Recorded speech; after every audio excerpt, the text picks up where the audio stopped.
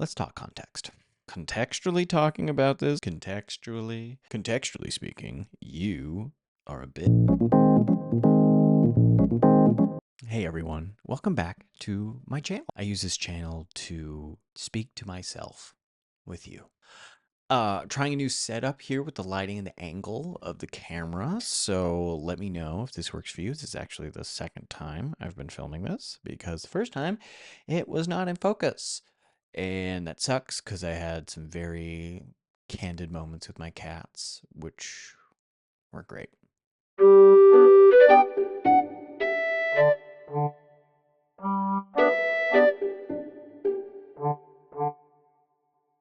It's good to be back.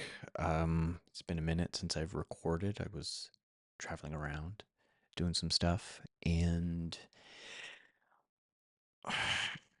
honestly, I'm a little I feel a little rusty. I do. I'm just constant. Like, you'll see me, I'm putzing with this. I just want to be, because I want it to look, I want to be able to control the things. Like, I'm looking at my monitor right now so I can see myself. Hello, good looking. Who are you? Ooh, did you get a new haircut? Yes, you did. Oh, mm, doing what we can because it's thinning on the top. But this is wild. I think for these new things, that's why momentum is so important. With a new skill and something, learning something new, momentum can really derail my progress or my interpretation of my progress. Because this I still feel like this feels funky right now. This feels performative in a way, maybe, or also like I don't know. This feels kind of like how I'm talking to an acquaintance, and I don't want to treat you like an acquaintance. I want to get in there, and I want to treat you like a lover. A lover. Oh yeah.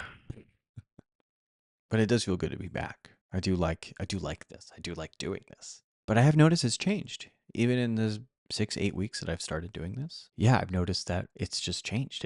You'll hear me say this a lot. The context around making these videos has changed. Context. The circumstances that form the setting for an event, statement, or idea, and in terms of which it can be fully understood and addressed. Oh, wow. I think beforehand, I was really in a very bad place mentally, so I made this as sort of a really a way to kind of talk things out in between therapy sessions or not to feel like a burden to my friends and loved ones. And now that my mental health is improving, yay.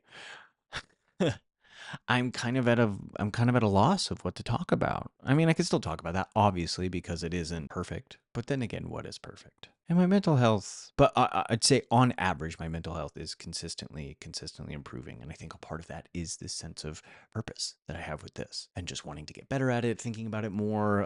Things in my life are kind of starting to shift and change, and having this realization that so much of my life up until this point, especially in the last 5 years, it's been more difficult than I thought it was. And now that I'm sort of on the outside of it, or at least on with some of it, the majority of it, I would say, hopefully in my rearview mirror, realizing, oh yeah, that was more challenging than I gave it credit for.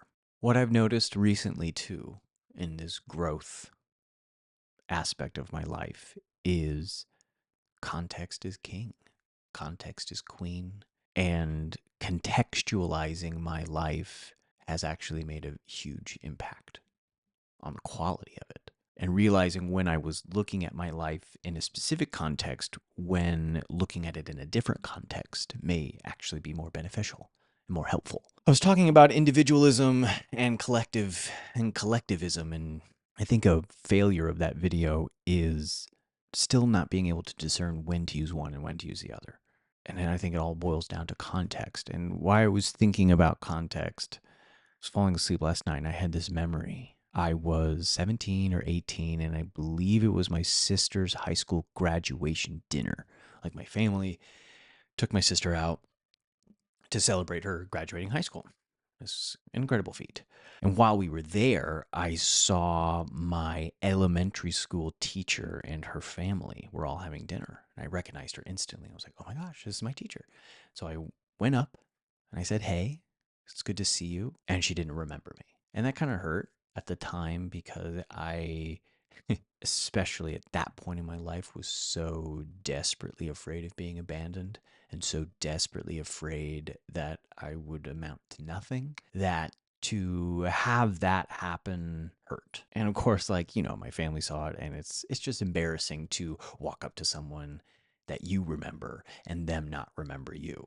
So, yeah, I like lick my wounds and stuff, but also at the same time, I chalked it up to a career educator. This said, this was my elementary school, and I was now a junior or senior in high school. So some time had passed. And so, yeah, I chalked it up to that these is just experience. And she remembered, or just had so many other students in her mind that of course she wouldn't remember me. It was only later that I found out that she was diagnosed and suffering with Alzheimer's. And when I learned that, as soon as I discovered that, because obviously she didn't write me a letter, hey, sorry, I forgot about you, I actually have Alzheimer's.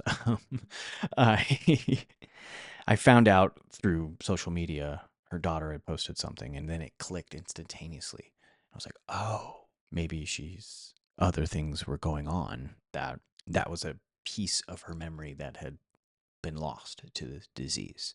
And then that kind of recontextualized things for me in that moment of this thing that hurt was so impersonal. And in fact, I wasn't even the direct victim of that. My teacher was. She was the one who was suffering with this disease.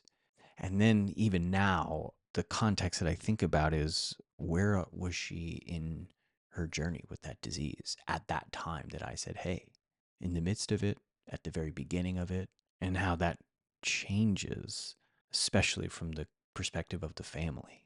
And like, was my teacher's family scared when she didn't remember me, didn't think anything of it, knew this was part of the process, and didn't have the heart to tell me? My camera ran out of space. Haha. Didn't have the heart to tell me, or also we were in a restaurant, so they didn't owe that to me, right? They didn't owe me an explanation of what was going on with her. But that context of the pain that could have been happening there, and how sometimes context creates thoughtfulness. Unfortunately, this teacher has since passed, and I think due to the complications associated with Alzheimer's disease. But now it creates texture. The context creates texture and a much more human look at this teacher of mine. Because even then, when I was walking up to her, I didn't think of her as a human. I didn't think of her as a person. I really only thought of her as my teacher through the context of my life. And now the recontextualizing of that into our journey, or adding the context of where they were in their life at that point. It creates more nuance and more stuff, which is juicy.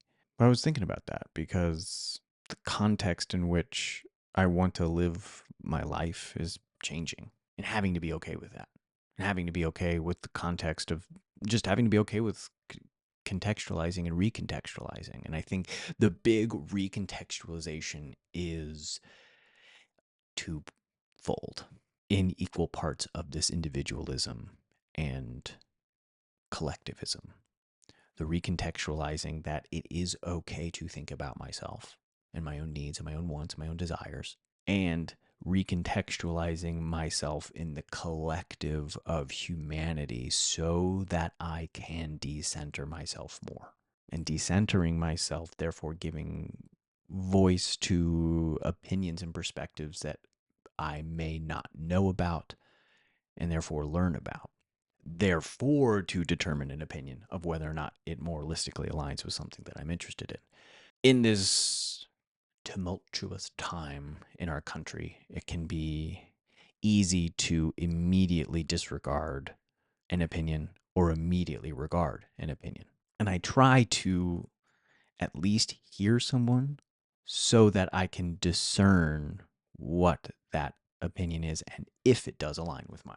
And if it doesn't, then there's another conversation I can have is, am I willing to create that asterisk by them of like, oh, right, I don't necessarily agree with this person's opinions or politics, but they're still a decent human being. Sometimes those disagreements that I have with people moralistically do not detract from my respect for them, or do not detract from my desire to give them respect. And then other times, if what they believe is something that I am vehemently opposed to and moralistically in disagreement with, then that's a different conversation.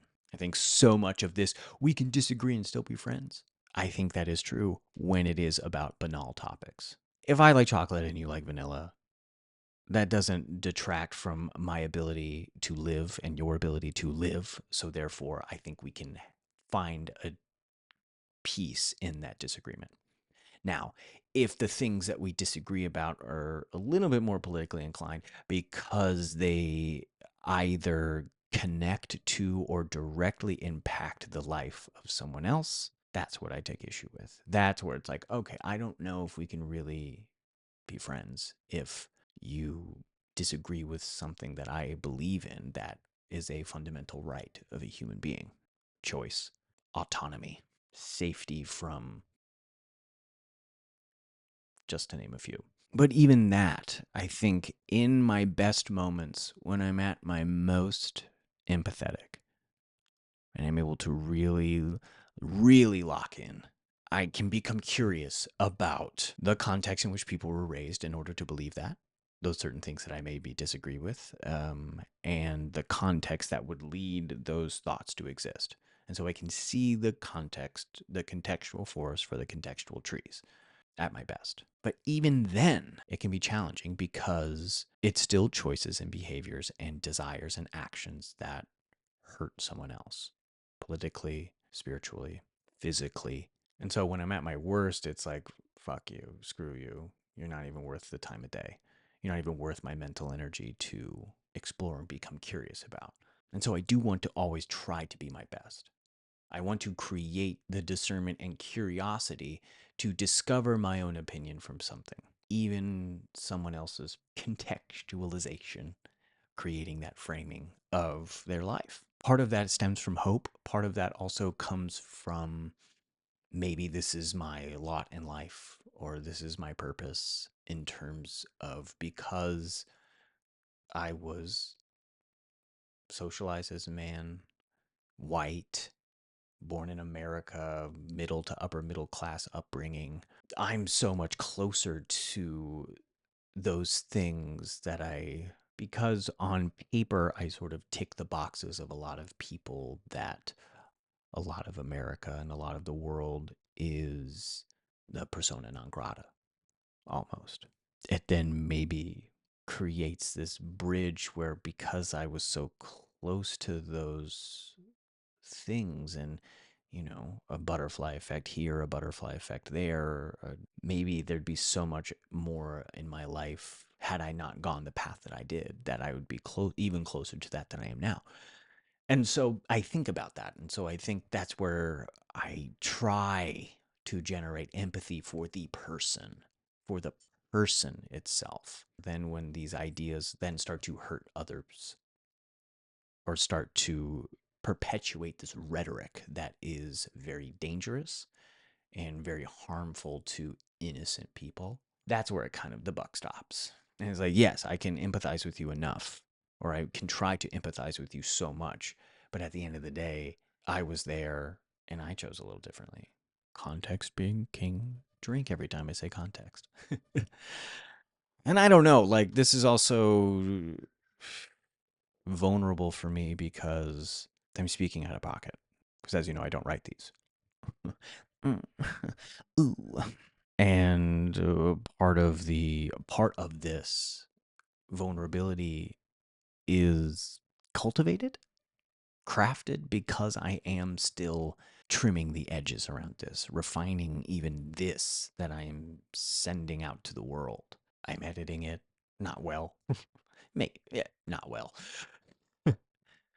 But in creating this packaging this thing to send to you for you to watch and therefore discern an opinion about me. But even this is fake in a way. And so that's why the context of why I make these videos is starting to shift too, because it's imposter syndrome maybe, but yeah, definitely feeling like the charade because I talk about self-improvement and I'm also so distracted by the recording of just watching my voice record. Wow. So sweet. Ooh, yes. Beep, bop, boop. I want this to be authentic. And it also has to be presentable, or it has to be digestible to you, my viewer. And it's a tricky line to walk because context is important. And so the context of this fear that maybe even I'm still afraid to really be raw with this because I'm afraid I'll be taken out of context. Context creating understanding. And I think we all desire to be heard and understood and loved. And the context of those things in our lives is huge and super important. And I think, I don't know, I still have these roadblocks in terms of I'm feeling the wall rise up because I am afraid of talking to you really. I'm getting better. I think I want to be. Because ultimately, you're right. I'm really just talking to myself. The only thing is then I post this on the internet. But really, I'm just talking to myself with you. So back to the empathy. I want to empathize with these people that I disagree with because I want to have hope that what do I want hope about in those contexts? Why do I even really want that empathy? To feel good? To feel good about myself? To feel like I'm a good person because I didn't immediately judge someone or call them an idiot, even if they are, even if I am. Maybe it's the hope that it's ignorance. And if they are ignorant and then they learn a different perspective, it would inform and then recontextualize their opinions. And maybe that's the people that I'm interested in. And maybe that's the real sort of discernment that I discover is if you are presented with information that is different than your opinion but informs you to reconsider your opinion and you are open to that, you're the kind of person I want to talk to. If you are closed to that and not open to that, maybe you're not someone that I want to talk to. But I don't know, because I know in my own life where I believe things very vehemently and not a lot of people could really change my opinion on that. And I know that I'm right. But I believe that I am, especially in these things, because the things that I'm really thinking about really distilled down to basic human decency and treating a human being with, I think, the unalienable right that they deserve, which is my respect. And maybe that's the difference, is that other people don't think that way. And I have to kind of wrestle with that and come to terms with it. But when I look at my life in the context of the journey, or when I look at my life in the context of exploration, in the context that I can constantly recontextualize because it's my life and it's also not this stagnant to-do list of things. It is so much more nebulous and so much more organic because we are organic creatures. That has helped me immensely, recontextualizing my life to look at it in the scope of how I fit in the grand scheme. Not if I fit, not where I fit, not when, not who am I supposed to fit with, but how. How do I fit into the scope of the world around me or to the context of the world around me? And I think part of the issue is that the answer always changes. And so it does feel like sand through my fingers because I can never hold on to that answer. Because as soon as I do, it slips away and then I'm left with crumbs and only looking for something else, seeking something else. And so, context. How do I fit now in the grand context of the cosmos? Because I do, and you do too. Where we are right now is exactly where we're supposed to be. And I know that's so easy for me to say because I also at times don't believe it because I want more. I want something else. I want to explore more. But maybe even that's a fallacy to think about it in that context. Drink. Because I wouldn't be thinking those things if I weren't here right now. And I have no way of knowing what I would be thinking in a different scenario because I'm not in that scenario. The only scenario that I have is the one that I'm in right now, simulation or not. I don't know about a simulation. Maybe. Who knows? Really, I don't. I don't know. And that's okay because we're going to find something out. Remember, context is changeable, context is subjective, and oh God. So, okay, just quick sidebar, and then I'll maybe get out of here. I don't know. Because I want to be this like inspirational person, right? Because I'm not smart enough to educate people, and I am not entertaining enough to purely entertain. Or, okay, with the entertainment side of social media, I lack the consistency to be constantly entertaining. And I lack, and this is all in the context of now. Context, haha. And I lack the patience and attention to research something to then educate to you. And then in all of this YouTubery, it's like you can educate people, you can entertain people, you can inspire people. And so it's like, oh, well, maybe I can inspire people. And I don't know. Maybe the inspiration comes from doing it, figuring it out, trying and seeing what happens, not giving up on myself, inspiring myself to inspire you so that you can inspire me. Oh, and I had it. Where was it? It was, I feel vapid and hollow and therefore unqualified to inspire. And yeah, yeah, yeah. And I think, yeah, yeah, yeah, yeah, yeah. But honestly, I want to do all three.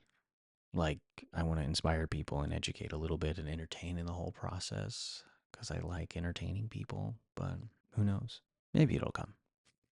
I'm still figuring out my voice in this capacity. But I do want to make a promise to you.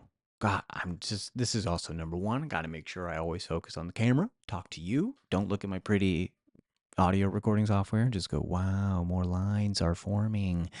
Here's a promise to you. If you've watched this far, thank you so much. I promise to not sacrifice who I am and just be me, whatever that is in this context, to hopefully inspire you to always be yourself because the world needs more of that. The world needs more of you. Thanks so much for watching. Be sure to like and subscribe for whatever this is, and I will see you in the next video. Ta-ta. So long. Goodbye.